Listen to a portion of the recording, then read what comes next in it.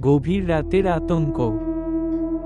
রাত তখন ৩টা। চারদিকে ঘুটঘুটে অন্ধকার, যেন কেউ কালি ঢেলে দিয়েছে। দমবন্ধ করা নীরবতা, শুধু টিকটিকির একটানা আওয়াজ। পুরনো জীর্ণ বাড়িটা যেন একটা কঙ্কাল। বহু বছর ধরে এখানে কেউ থাকে না। একদিন কয়েকজন বন্ধু মিলে ঠিক করল, তারা ওই ভুতুড়ে বাড়িতে রাত কাটাবে। সাহস দেখানোর পালা। হাসি ঠাট্টার মধ্যে তারা বাড়িতে ঢুকল, কিন্তু ভেতরে পা রাখার পরেই সব চুপ। হঠাৎ একটা ঠান্ডা হাওয়া বয়ে গেল। মনে হলো কেউ যেন তাদের দেখছে।